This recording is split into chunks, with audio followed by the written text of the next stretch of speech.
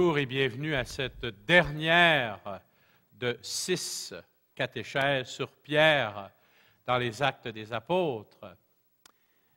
À notre dernière rencontre, on a eu un petit peu de misère, parce que Pierre dénonçait le péché d'Ananie et de Saphir, puis ça finissait mal.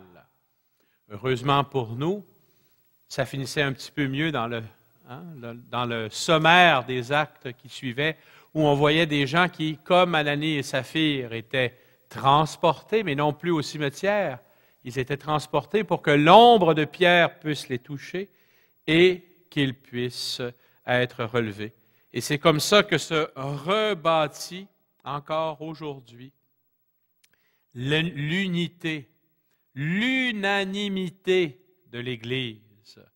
C'est comme ça, grâce au fait qu'on peut être relevé par la lumière du Christ, et c'est entre autres à cela que sert le sacrement du pardon et de la réconciliation, qu'on soit relevé pour que notre unanimité soit rebâtie.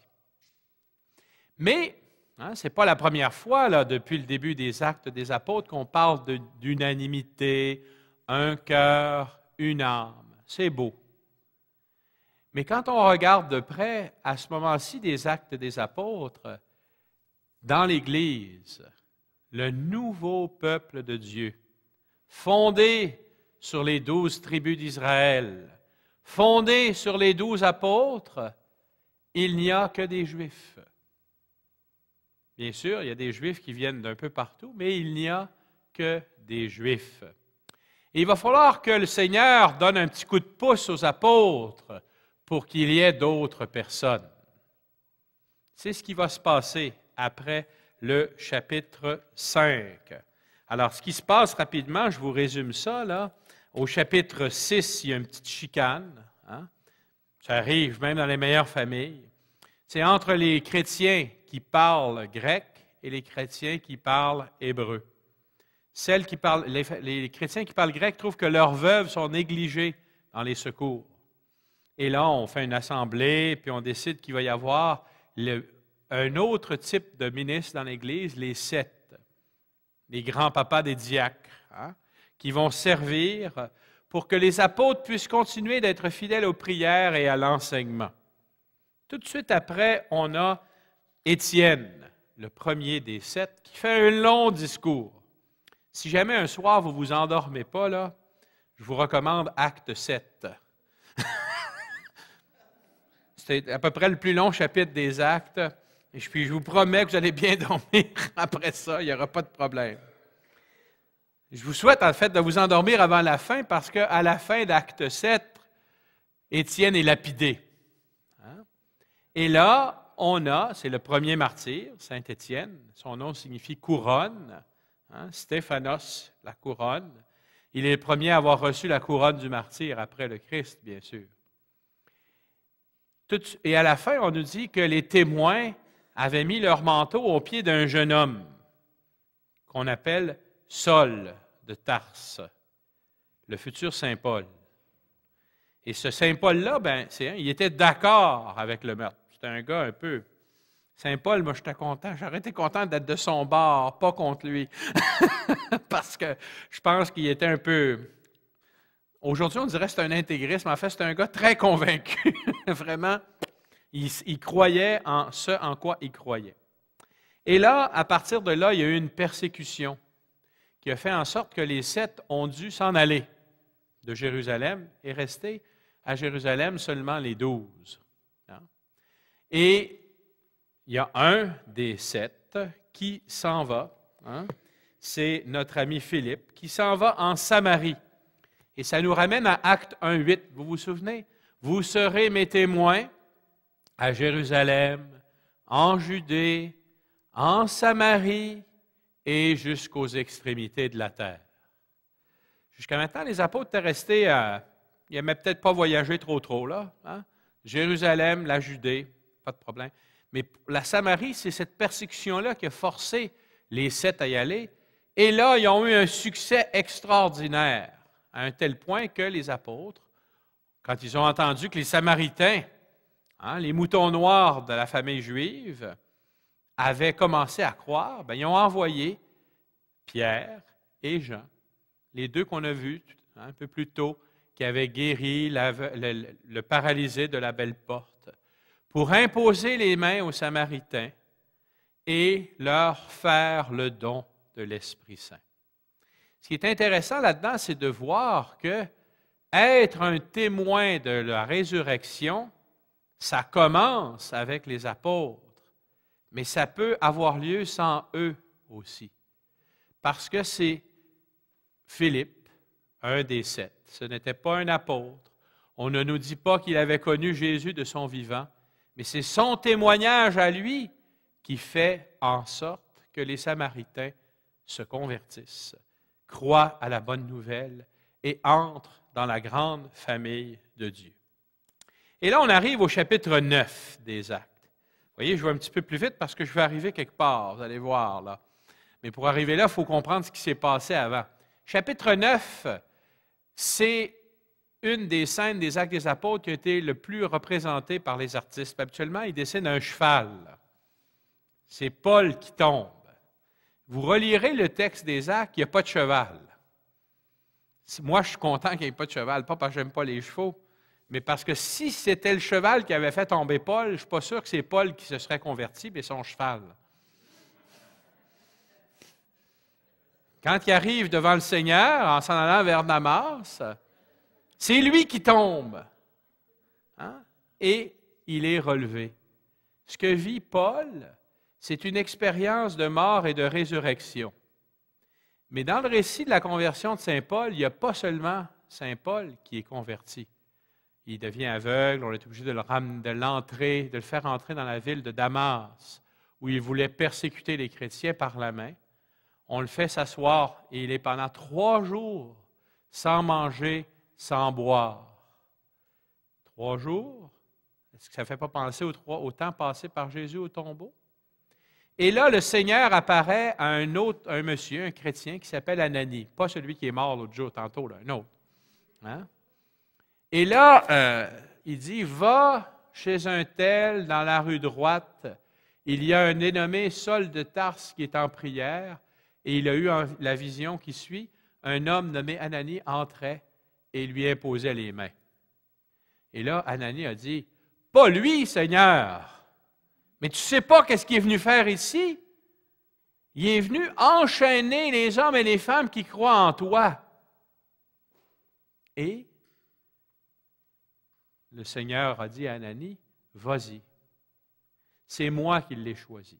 Je vais lui montrer comment je veux faire de lui un instrument. Donc, la conversion de Paul, c'est aussi la conversion d'Ananie et la conversion de la communauté chrétienne.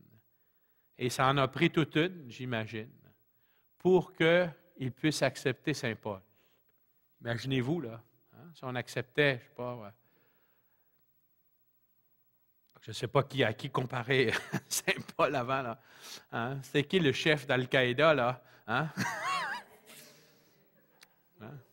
Je ne suis pas sûr que si on y viendrait nous prêcher l'Évangile, on serait très ouvert. On aurait peut-être besoin d'une petite conversion. Hein? Bon. Ça va. Alors, mais vous voyez, ce qui est intéressant, c'est que dans ce chapitre-là, Paul part de Jérusalem, s'en va à Damas. Et il s'en va dans le but d'arrêter les chrétiens et les chrétiennes. En route vers Damas, il rencontre le Christ. Il vit littéralement l'expérience de tomber par terre et de se relever. Il passe 3 jours dans quelque chose qui ressemble à la mort. Et parce qu'Ananie lui impose les mains, il retrouve la vue, il retrouve des forces et il se met à enseigner. Et là, les Juifs de Damas veulent le faire mourir. Il est obligé de se sauver par une corde le long de la muraille et il revient à Jérusalem. Ce que je veux vous faire voir, c'est que c'est un voyage où Paul part de Jérusalem, va à Damas et revient à Jérusalem. Il revient converti. Un voyage aller-retour.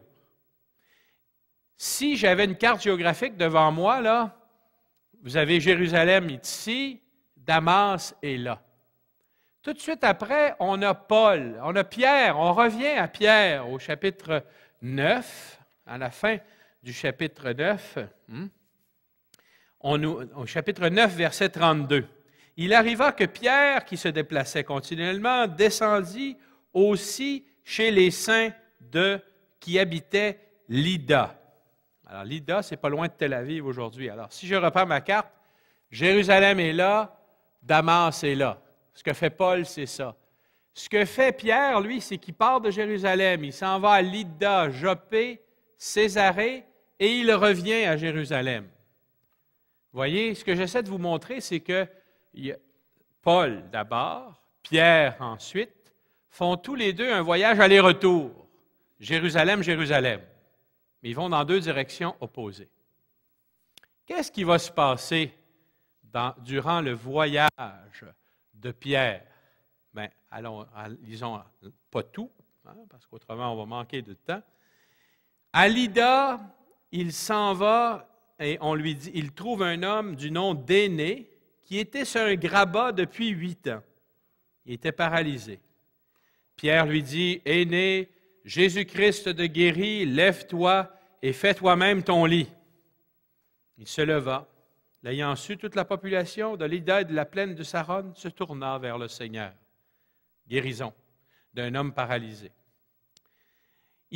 On avait appris à Joppé, Joppé, ça fait partie de Tel Aviv aujourd'hui, il y avait à Joppé une femme qui était disciple, elle s'appelait Tabitha, ce qui se traduit par gazelle. Elle était riche de bonnes œuvres et d'aumônes qu'elle faisait. En ces jours-là, elle tomba malade et elle mourut. La gazelle avait arrêté de courir. Après avoir fait sa toilette, on la déposa dans la chambre haute, salon funéraire, et comme Lydda était proche de Joppé, on envoie chercher Pierre. Puis quand Pierre arrive, tout le monde pleure. Pauvre, qu'est-ce qu'on va faire sans Tabitha? Pierre chasse tout le monde, il se met à genoux, il ressuscite Tabitha et il la redonne aux gens de Joppé.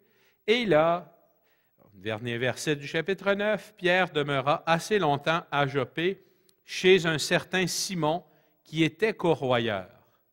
Alors, un corroyeur, c'est quelqu'un qui travaille le cuir. Le cuir, c'est un cadavre, donc c'est quelqu'un qui reste toujours impur, selon les Juifs. Il reste chez quelqu'un qui, par métier, est dans un état d'impureté. Bon. Et là, on arrive au chapitre 10. Et c'est vraiment ce chapitre-là, 10 et 11, que j'aimerais qui attire notre attention. Ça commence à Césarée. Césarée, c'est un petit peu sur le bord de la Méditerranée, un petit peu au nord de Joppé, où est Pierre. Et là, on a un centurion, un Romain, un méchant. Mais non, il n'était pas méchant, lui, quand même, mais quand même, pour la plupart des Juifs, ce n'était pas un bon. Être un Romain, puis faire un centurion romain encore plus. Donc, on ne partait pas du bon côté de la clôture. Cette émission a été rendue possible grâce à vous. Foi et Télévision chrétienne apprécie énormément votre soutien spirituel et temporel. Si vous ne faites pas encore partie du réseau de soutien de Foi et Télévision chrétienne, nous vous invitons à faire parvenir votre contribution à l'adresse indiquée à l'écran. Que le Seigneur, qui ne se laisse pas vaincre en générosité, vous le rende au centuple.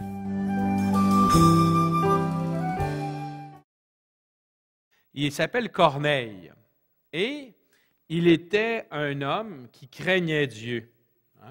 Dans sa piété et sa crainte envers Dieu, il partageait et comblait de largesse le peuple juif. Il invoquait Dieu en tout temps. Alors, c'était un Romain qu'on appelait un craignant Dieu. Un craignant Dieu, c'était quelqu'un qui croyait qu'il n'y avait qu'un Dieu, que c'était bien le Dieu d'Israël, mais qui n'était pas encore capable de se convertir à 100% au judaïsme, parce qu'autrement, il allait perdre son travail et perdre sa subsistance.